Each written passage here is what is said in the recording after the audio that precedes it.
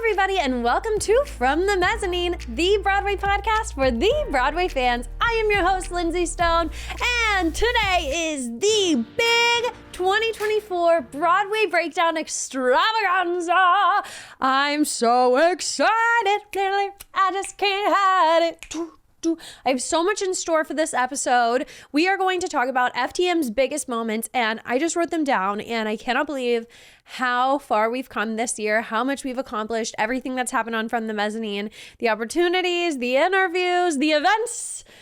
It has been really an incredible 2024. I quite literally achieved my dream this year, which is so hard to realize and understand and grasp. It's really impossible to recognize that the things that occurred this year occurred. I'm puzzled even comprehending it. I can't believe it.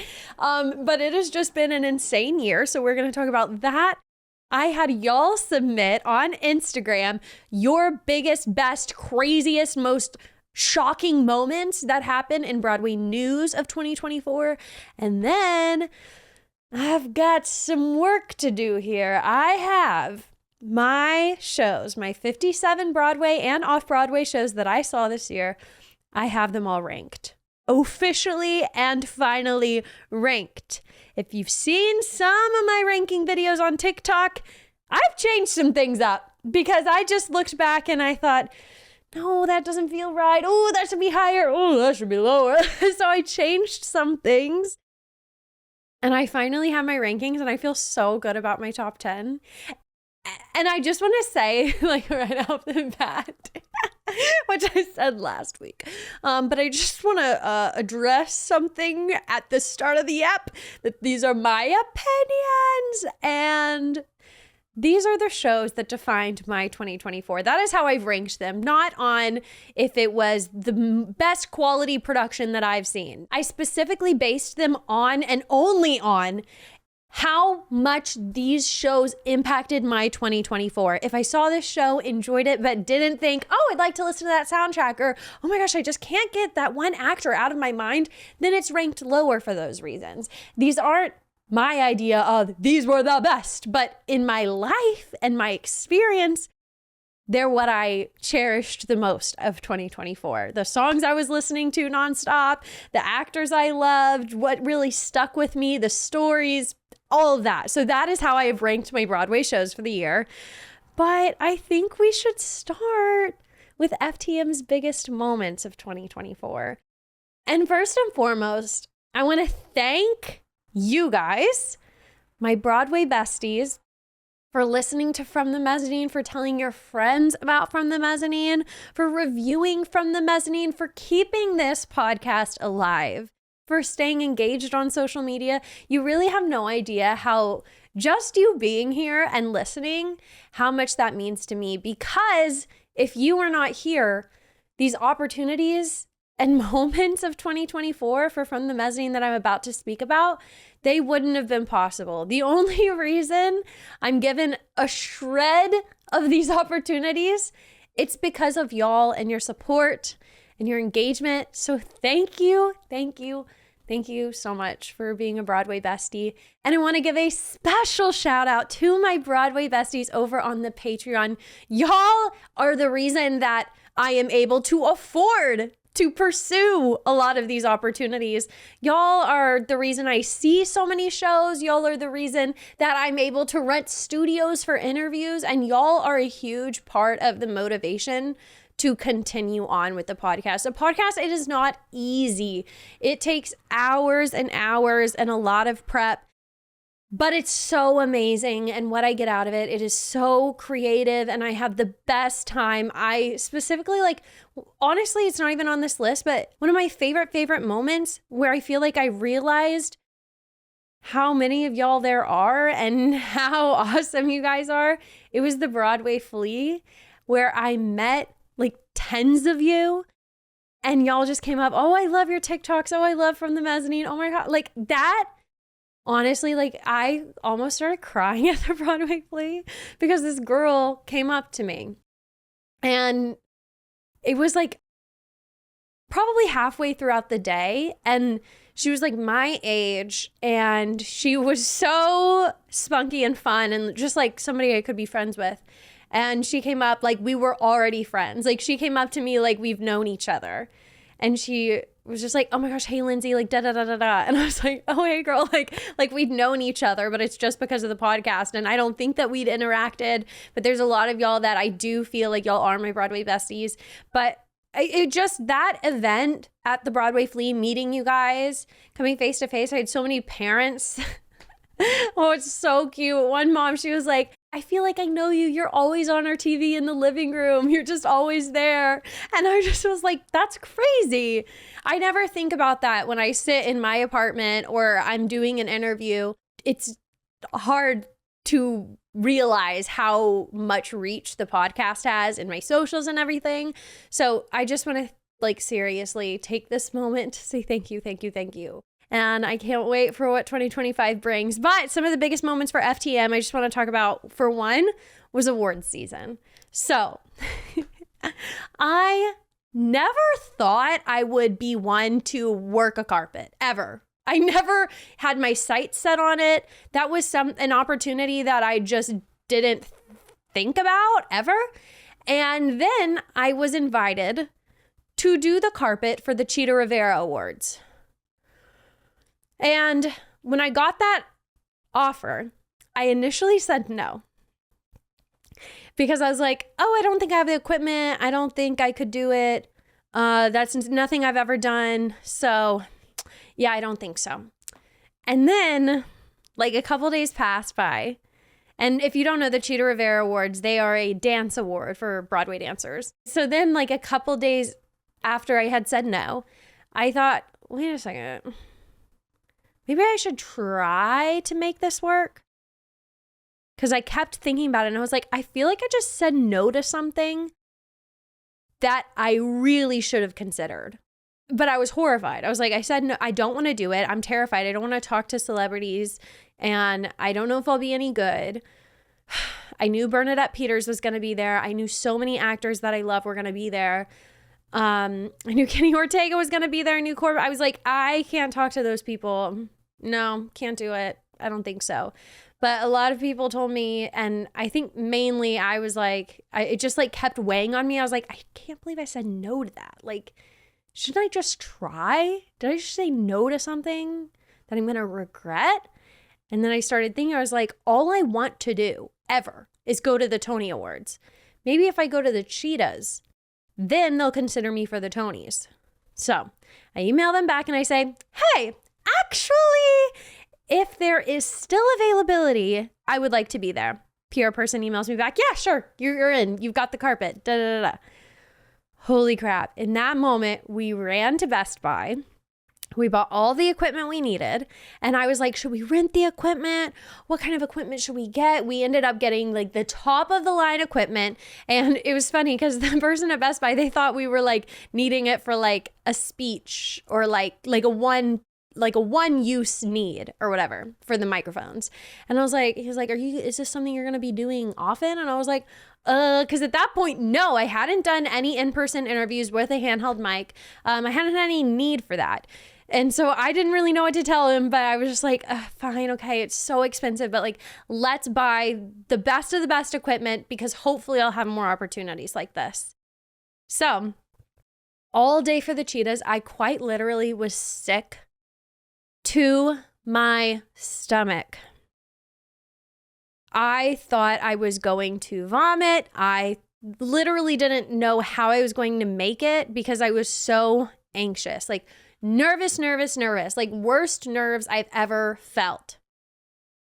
And I prepared, me and my fiance Reed, who edits this podcast. He's a huge, the biggest reason why this podcast ever has been created and gets made week to week. He's the biggest reason. But he and I studied every single person that was going to be in attendance, and we memorized who they were. I thought of like questions for every single person. I was thorough. I was diligent. I did not want to show up empty-handed. I was like, I contacted my cousin who works in media and he's done carpets before.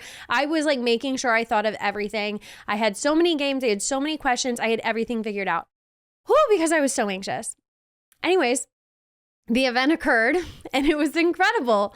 And it was my first carpet ever. And I had a very viral moment with Bernadette Peters because she walked into my shot while I was interviewing the choreographers of Water for Elephants. You have to go and see it on my Instagram if you haven't already. And she totally thought my camera was the camera she was supposed to be talking to. So she's just like standing in front of my camera for like a solid 15 seconds. And it's just a really good video. And anyways, aside from that, I got to talk to some amazing people, amazing dancers on Broadway.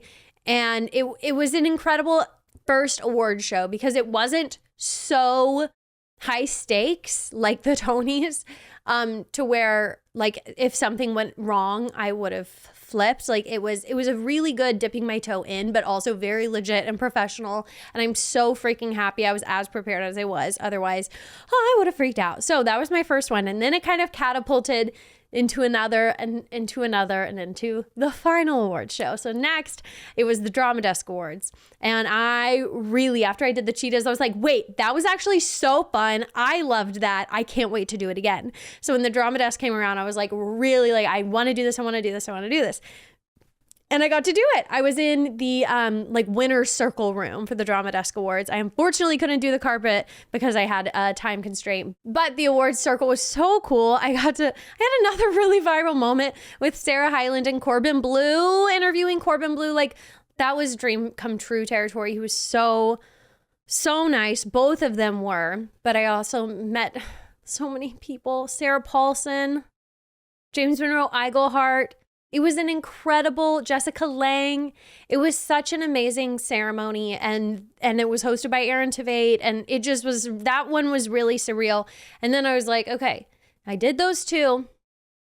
My odds of getting to do the Tonys are pretty high. But it's the Tony Awards, so there's no way.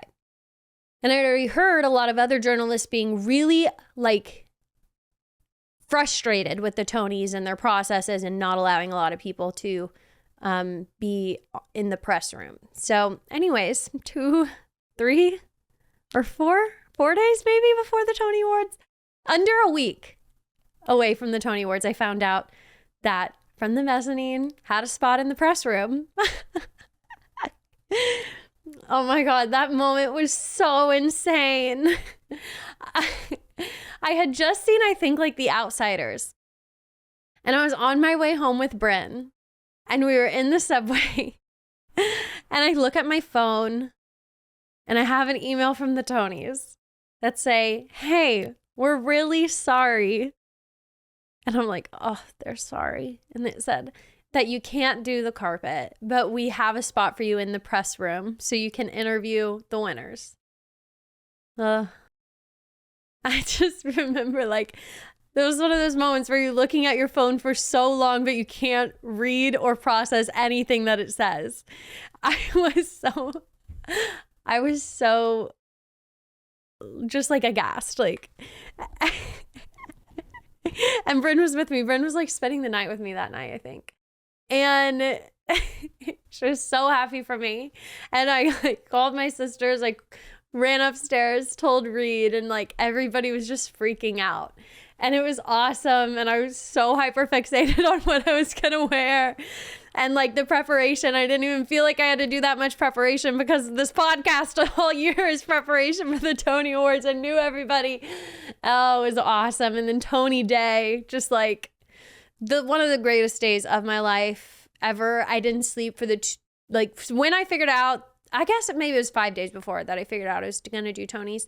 I didn't sleep that whole 5 days leading up. I couldn't sleep. I was so excited because one, I didn't know what to expect in the press room. I didn't know what the format was going to be. And so I like didn't know, like, am I actually going to talk to Jonathan Groff and Daniel Radcliffe? But it turned out being like a big room of press people. And yeah, I got to ask them questions, but it was like less intimate than my previous award ceremonies, but it was still surreal and so amazing. And then of course, once we get to the biggest Broadway moments of 2024, we'll talk more about the Tonys. But yeah, so award season was one of the greatest, most chaotic, and the least amount of sleep I probably got all year, but it was amazing.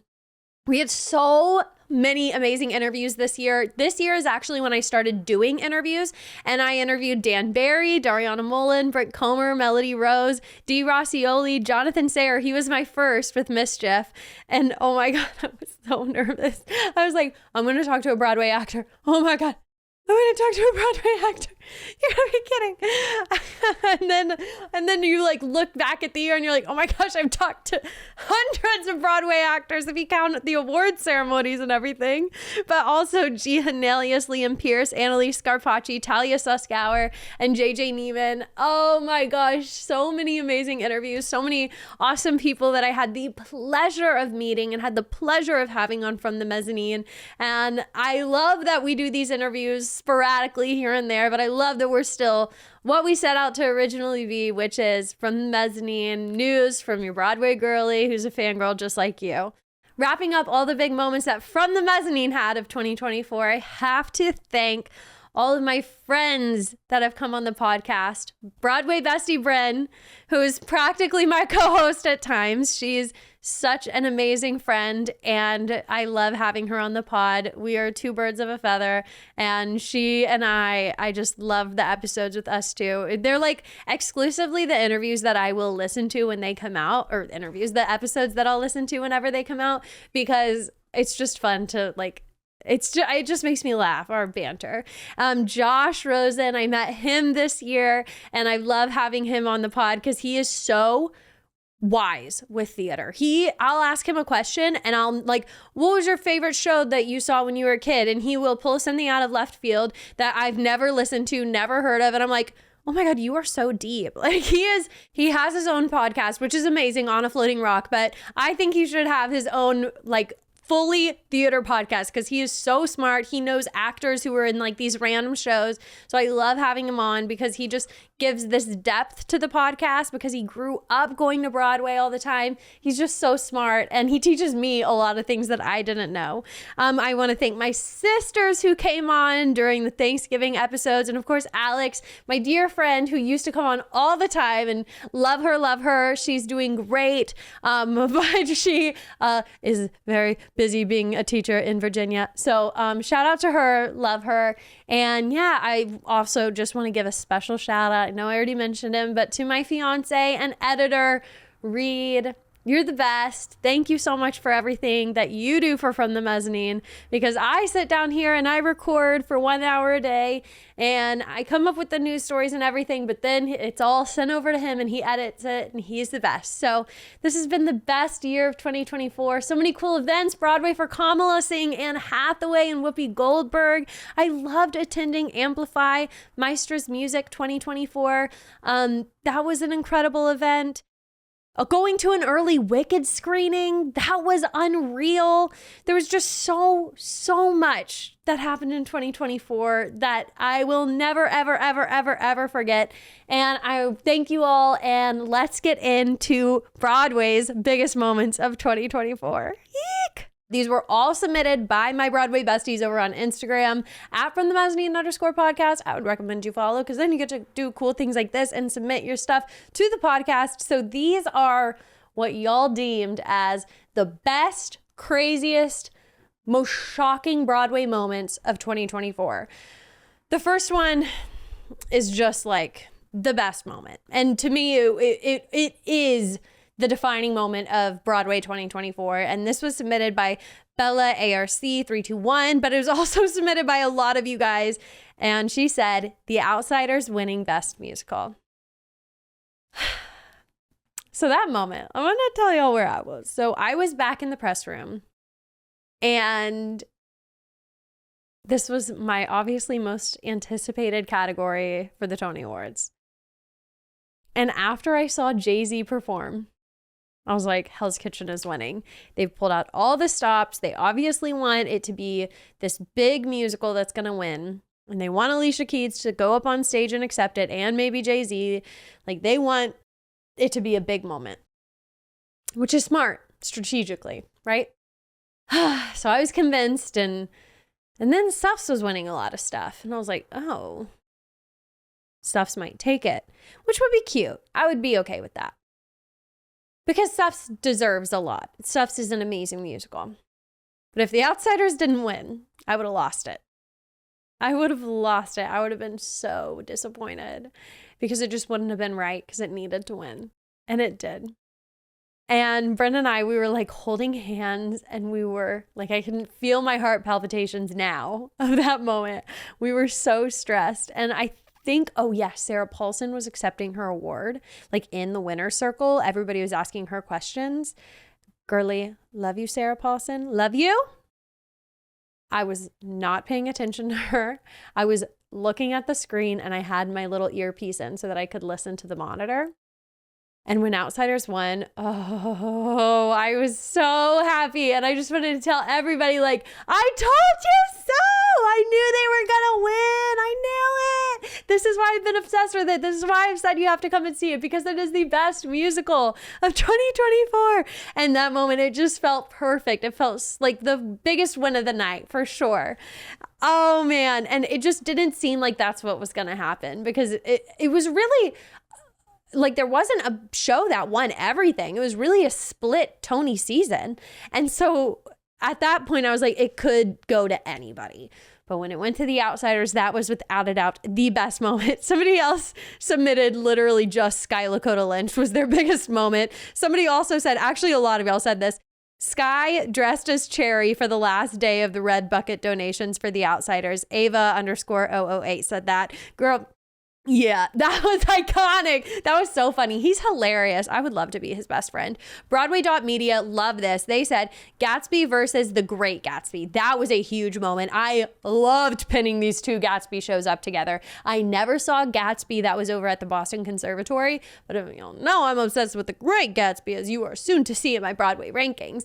And yeah, that was something that I really liked talking about before I had seen either of them, because it was just fun thinking and seeing the castings and thinking about which one is going to come to Broadway first. It just seemed like a race, like, ooh, who's going to win it? So far, The Great Gatsby has won. We'll see. There is still a future here. There's still more Broadway tea to be spilled in this realm of the Great Gatsbys and The Great Gatsby fight. This is going to be a documentary in 10 years. I'm putting my money on it.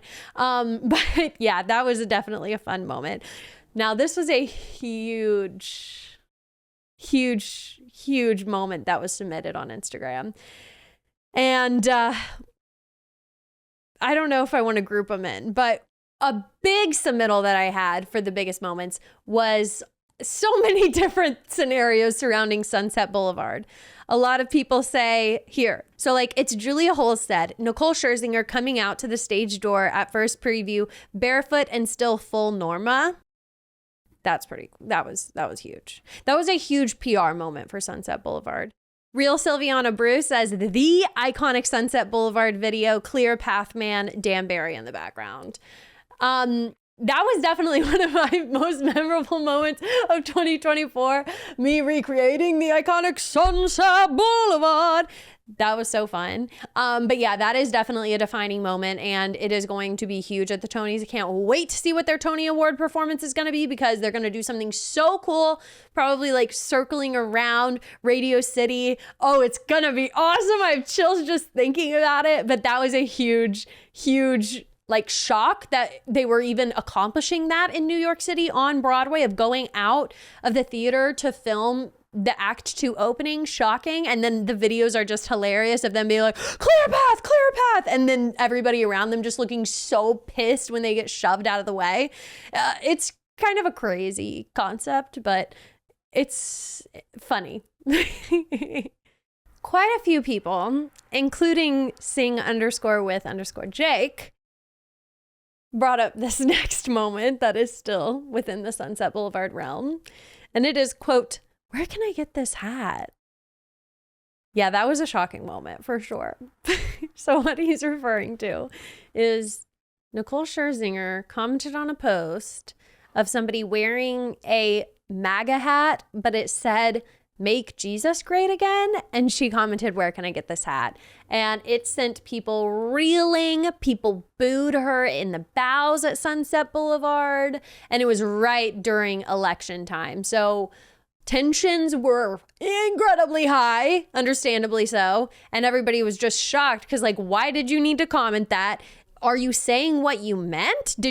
Are you endorsing one political side, or are you just being religious? Like, and I still don't know the answer to that question, because in response, she like released this TikTok, like walking into the polls knowing exactly walking into the polls knowing that I made the right decision. And it's like, are you trying to tell us something? I don't understand exactly what you're trying to say. But yeah, that was a crazy moment. And then, of course, another big Sunset Boulevard adjacent moment. Real Sylviana Brew submitted Tom Francis and crew Heidi Klum Halloween choreography. And that was done by yours truly. You're welcome, internet, for giving you that moment. That was one of my biggest moments personally of 2024 was the Heidi Klum Halloween party. And getting to talk and party and dance with Nicole Scherzinger and Tom Francis before any of the alleged MAGA support, okay? Yeah, that was crazy. Okay, let's get away from Sunset Boulevard. Jose.dmv says, I wonder if it's Josie. Josie.dmv? Okay, sorry. Either way, they say, Aaron Tveit coming back to Moulin Rouge?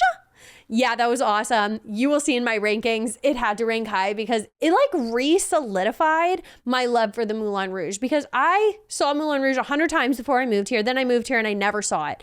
But this year, like in October, I finally saw it, and it was with Aaron Tveit and JoJo, and it solidified why I love this show. And so that was huge for me. Beautiful to see him back in the role. He announced that he was going to be a dad while he was in the role, and it was so sweet. And unfortunately, I'm going to get to another really sad moment of this year, because in that same vein, Gavin Creel's passing this year was a tragic, really heartbreaking moment and hard time for the Broadway community.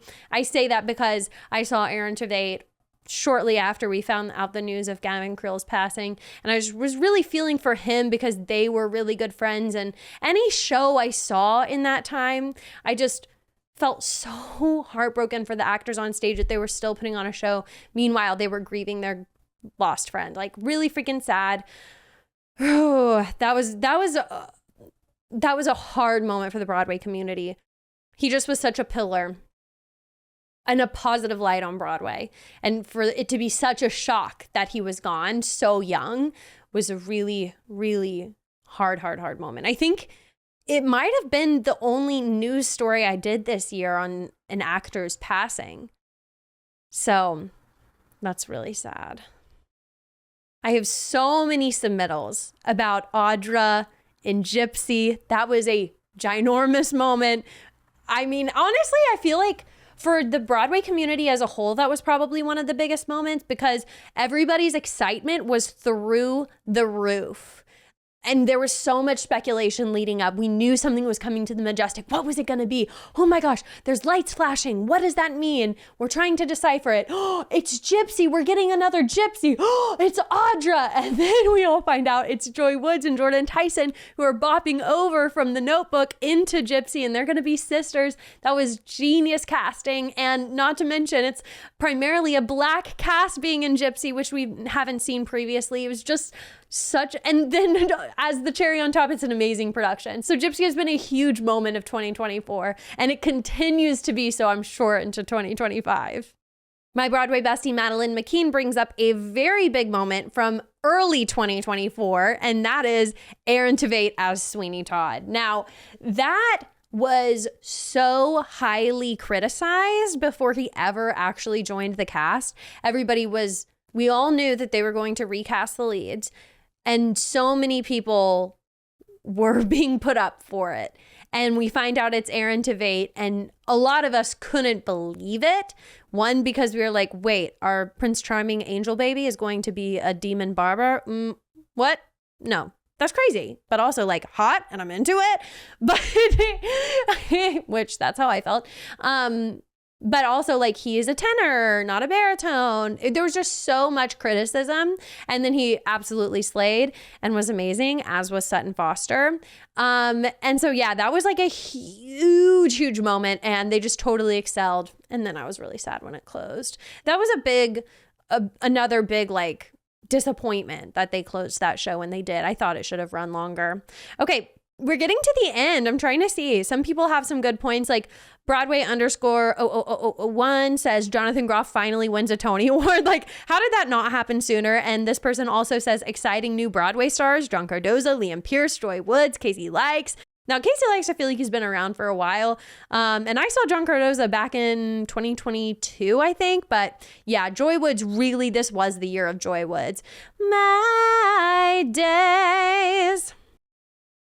Y'all came through with so many great big moments. I love these. Okay, I'm just making, somebody says, Diamond Badge PML podcast says your interview with Dee Rossioli and asking her about Pokemon Live.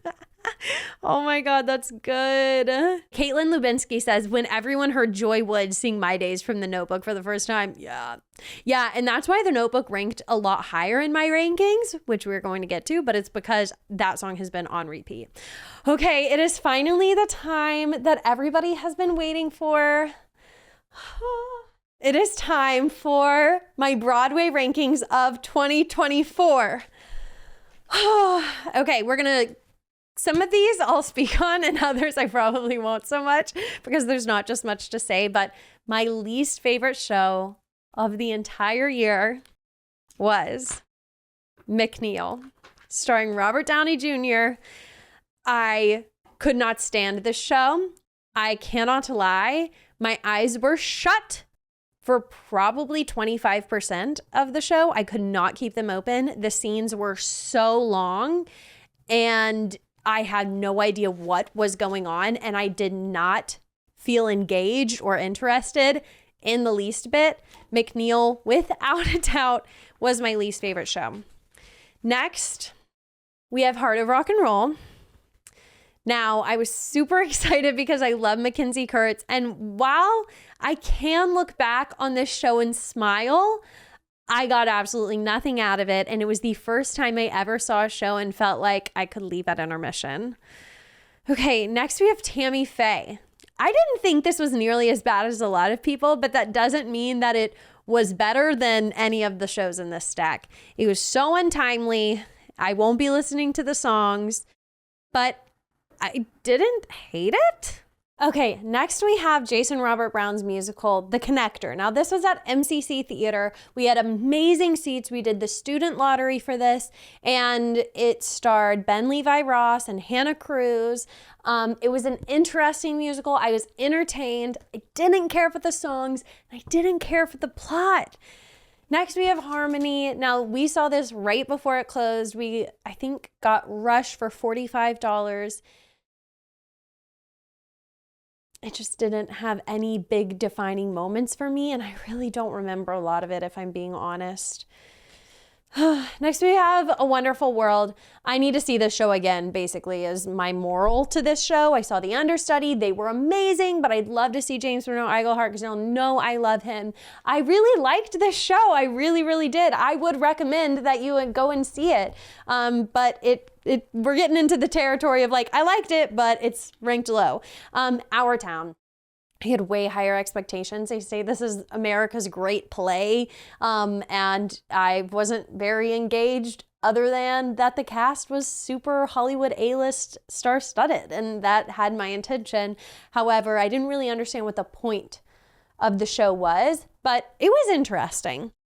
Next, we have Water for Elephants. This is ranked as high as it is due to the fact that the acrobatics and the choreography was just so awe-inspiring and incredible. And I mean, there were so many moments where my jaw was on the floor. It was just so entertaining. But all in all, it didn't have what it took to become something that I really loved. Like, I haven't really thought about this show. I haven't listened to any of the music. However, I had a good time going and seeing it. Next, we have Stereophonic. Now, I feel like I could criticize this show for more things than I could say good about it, other than that I loved the characters. That's why it's ranked so high. The story was really interesting, but it definitely could have been a 90-minute play. I don't know why it needed to be like 3 hours, 3.5 hours. It was far too long, but it was really entertaining. But wow, did I get sleepy. Next, we have The Notebook. Now, this show is a slow burn. I love some of the songs. Leave the Light On, My Days.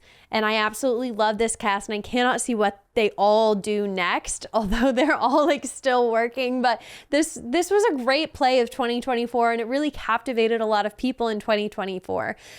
Not particularly a show that really hooked its claws into me, you know, like, oh, I love that show, and I didn't feel like passion for it, but I do love a lot of the songs, and I definitely give it credit for that. Next, we have Left on 10th. So these are my medium shows. We're getting into like medium territory. I actually thought this was like a really, really, really cute play, and I really enjoyed it. It was just a very pleasant play starring Julianne Margulies and Peter Gallagher, and telling a bit of a love story with a little bit of tragedy. I actually enjoyed it a lot more than I expected. It just was a really nice, simple, easygoing play. It was great. Empire Records. Now this one was a special one because after I saw it, I had the opportunity to interview Liam Pierce and Annalise Scarpacci, which was really cool. It was at the McCarter Theater in Princeton, New Jersey, and it was such a fun show to see. I loved it. It was super spunky. I could totally see it coming to off-Broadway. Next, we have Beetlejuice. Now, this is ranking so high because it was so special, and I love Beetlejuice, but I saw it in Texas. And if you know, you're from Texas, you've been to Dallas Music Hall at Fair Park, it is the biggest theater ever. And we basically, if you're not in the close orchestra, you're so far back. It's a very poorly designed theater, but I've seen so many shows there. But I don't like the venue because it's so big and we were far back. So if this would have been way closer up, I would have had a much better experience, and it probably might have even been in my top 10 because I really loved it. But yeah, and I took my family to see this, my little cousin who's obsessed with Beetlejuice. He was Beetlejuice for Halloween. So that's next. Okay, next we have Hell's Kitchen. So we're working our way into the top middle. So this one, it's Hell's Kitchen on Broadway. It is, I'm going to give a little bit away, it is lower than Hell's Kitchen at the Public just because I loved that intimate venue. I thought it fit the musical so well, but of course it's doing so well on Broadway, which I'm really happy about. So I don't think it should have stayed off Broadway, even though there's something so special about seeing an incredible musical in like 100-seat theater because it's so close and personal. But yeah, Hell's Kitchen was great. And we had the understudy, and she was awesome, but Malia Joy Moon is such a star. So that's why it's ranked a little bit lower than I would like it to be.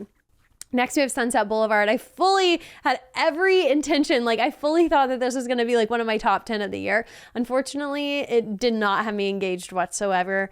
Loved Nicole's performance. Really enjoyed looking at Tom Francis, I'll tell you that much. But the staging was so not me. It was so I just feel like it was so blank, you know? Black stage, empty set. Somebody commented on my TikTok, they were like, there's not a set so it doesn't distract you from the acting and the story. And I'm like, the set shouldn't ever distract you. It should only add to the experience. So I feel like a lot of things took away from my experience at Sunset Boulevard. Next, we have Cult of Love. Now, this is a play I just saw with Shailene Woodley. And it was just like I think I said last week, it was just a great family dramedy. And it was really fun and I liked it a lot. Next, we have Illinois, the dance musical. Wow, this is so refreshing to see. I literally loved it. The only reason it's ranked so low is because you can take the girl out of the musical, but you can't take the musical out of the girl. I wanted them to break out in song so bad. But all in all, it was beautiful, and it definitely made a big impact on me. So we're getting into the shows that if anybody is ever oh, do you remember that show? I'll be like, oh my God, I loved it. That's where we're getting, I would be like, I loved Illinois for sure. Next we have Ship Meet Fan. This was off Broadway with Neil Patrick Harris, Deborah Messing, Jane Krakowski, Constance Wu, and my girl Genevieve Hanelius, who I interviewed. This was such a fun play. But I did like Job better because it was so mind-bending and crazy. I loved Job. That was a great play of the year. Next, we have Titanic. Of course, what more can I say? I interviewed Dee Racioli after this. It was hilarious. It was amazing. It had me gagged, gooped and gagged. So freaking funny, and I finally saw it. So many people were telling me I needed to see Titanic, and I finally did it this year. Next, we have my 2 showings of Back to the Future. This was such an unexpected delight. I think a lot of times I underestimate like musicals that are so heavy on the jukebox, heavy on the touristy, but they cannot be discounted because sometimes they're just so fun and silly and goofy and joyous. And that's exactly what Back to the Future was, especially getting to see JJ Neiman in his last Marty McFly performance. That was special. Then we have Ragtime. We're almost at the end of my medium and we're almost into my top 10. Okay. So Ragtime was an amazing show that I saw this year starring Brandon Uranowitz, Shayna Taub. Really, really made an impact on me. Just a beautiful show. I loved it. It was stunning, and it was about damn time for me to see Ragtime, that's for sure. Then we have Kimberly Akimbo. Only ever saw this musical once. I wish I would have seen it more than once, but it was like similarly to Back to the Future, just like joyous, fun, not nearly as like kitschy or touristy, but made me feel so happy after I saw it. Then we have Oh Mary. This is so different. So funny. Cole Escala is just a dream to watch. Freaking, I need to see it again with them in it because it's just so funny. I need to. Okay, I'm going to add that up on my priorities list. Big Gay Jamboree was one of my favorite off-Broadway productions that I saw this year. I was in stitches when I saw it, you guys. Like, I cannot understate that. Like, I was smiling the entire time. Whenever it ended, my mouth physically hurt. Me and Josh Rosen saw this. Absolutely incredible. Next, we have Tick, Tick, Boom. We went all the way over to Washington, D.C. to see this at the Kennedy Center. Brandon Uranowitz starred in it with Gray Henson. And these songs I just love so, so much. And it was a great production. I hope to see more productions of it in the future because I don't think this is like the best it could ever be. But I certainly enjoyed it. No doubt about that. I think this is my top ranking play of the year, which is Appropriate starring Sarah Paulson. This was a play. First of all, the experience was one of the best experiences I've ever had in a Broadway theater, i.e. like being in the audience with Tina Fey and Seinfeld and Busy Phillips, but also the play itself, it had me enraptured. Like I was so into it. And it was really funny and interesting, and it was just a really great play. Next, we have Hell's Kitchen at the Public. Now, this is ranked so high, but it's because I had the biggest high after I saw it. I was on cloud 9. I was like, yeah, New York. And this, of course, was in the very small venue. We didn't have to pay a lot of money to go and see it. It was just awesome. And it felt like I had like this special show. Like it really felt like a special moment when I saw this show. Like I really felt on cloud 9. It was just amazing. Okay. Now we are getting into my top 10 shows. At number 10, we have Merrily We Roll Along, starring Jonathan Groff, Daniel Radcliffe, and Lindsay Mendez. I'm so happy I got to see this show this year. It might have been my most expensive show of the year, but it was worth it. And I just loved it. It was a beautiful piece of art. And what more can be said? I wish I could have seen it more. Unfortunately, I couldn't because I don't have $1 million. Next, we have Aaron Tveit and Sutton Foster. This is my number 9 in Sweeney Todd. Duh. Like, I don't need to say anything else. I loved Sweeney Todd. I loved this revival of Sweeney Todd. I think I saw it 4 or 5 times at the end of it. And it was so freaking good. I loved it.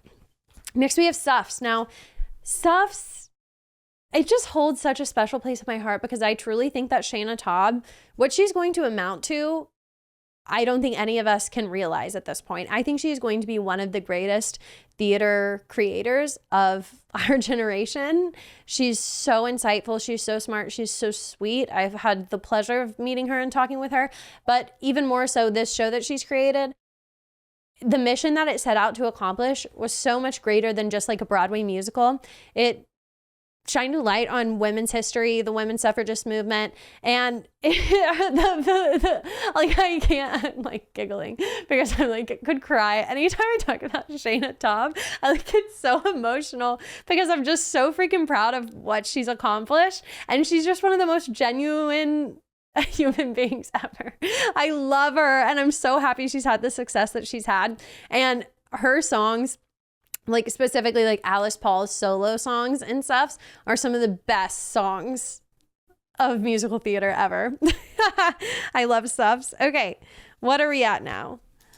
1, 2, wait, 10, 9, 8. Okay, so my 7th of the year is, of course, Gutenberg. Now, I saw these literally in January of 2024, so early, but of course it has to be in my top 10 because I love Gutenberg, and these last shows were so psycho, and Josh Gad wasn't even trying to be in character for a majority of these last shows. He was cutting loose, he was making Andrew Rannells laugh, and it was so freaking funny.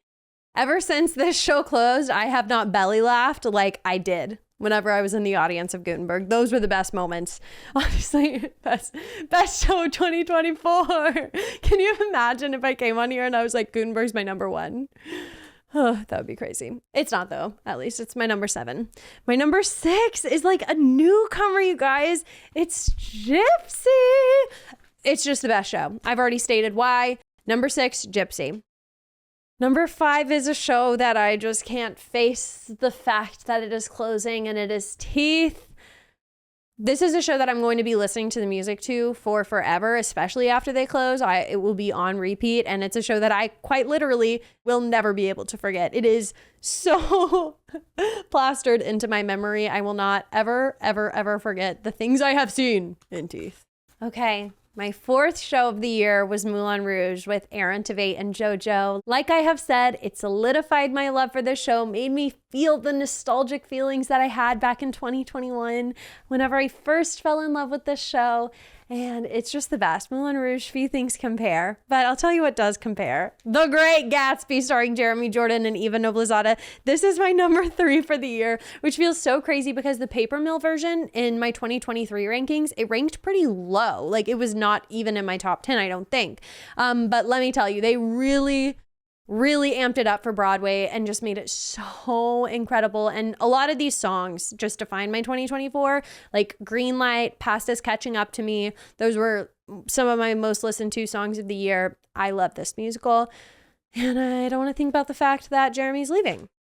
My number 2 for the year, and I feel so good about this decision. It is maybe Happy Ending. This is one of the most special shows that I've ever seen in my entire life. It's so different. It's so unique. And it's just a beautiful, beautiful, happy show. And the feelings that it's made me feel, like there's this moment, this one line, and I'm not going to say it, but Darren Criss has the most pure moment where he says this beautiful line. And I literally, it like instantly sent me into tears. I was like, ah! Just like cried, and it wasn't like sad tears, it was like heartstrings. Like, I've never felt something tug at my heartstrings so strongly, and I was just like, oh my god. Maybe Happy Ending is one of the most beautiful masterpieces I've ever seen on Broadway, and it's my number 2. And my number 1, y'all, this was without a doubt the year of The Outsiders. I saw it 8 times this year, and I wouldn't trade it for the world. It is my number 1. I went into a deep obsession this year for it. There's no doubt about that. I interviewed so many of the cast. Dan Barry, Brent Comer, Melody Rose. Hopefully I'll interview more in 2025. I found a lot of new followers for From the Mezzanine through fangirling over The Outsiders. A lot of people have stopped me on the street and said, oh my gosh, I love From the Mezzanine. You were one of the first people who were talking about The Outsiders online. And I'm like, oh my gosh, was I? Okay, cool. Like, I didn't even realize that, but I totally was. So without a doubt, Outsiders, of course, is my number 1 for 2024. I can't believe we're finally at the end of this episode. This has been such a great walk down memory lane, and it has been the best year of theater. I just feel so grateful to have seen this many shows, to have all of you guys here closing out the year with me, and it's just the best. I want to tell you all what's to come. So on my YouTube, I have released a Broadway vlog of my recent Broadway outings whenever I saw Gypsy, Teeth, and Back to the Future with JJ Neiman. And I'll be releasing a video, if it's not already out, actually telling y'all how much I spent on Broadway this year and the prices of each and every show here. So that's what's to come. So go check me out on YouTube, because they might already be posted at this point. And you can find me on YouTube by just typing in From the Mezzanine. If you're already watching on YouTube, please subscribe, like, and comment. Let me know what your top shows of 2024 is. I need to know.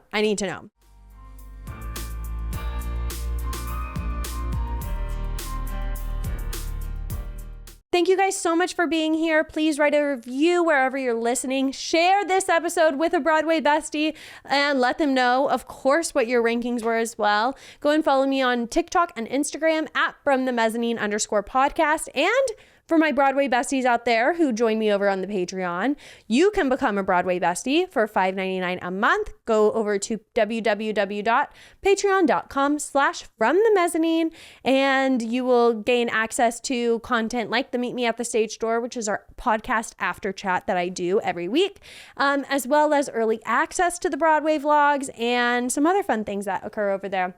So thank you guys so much for making 2024 so memorable, so amazing.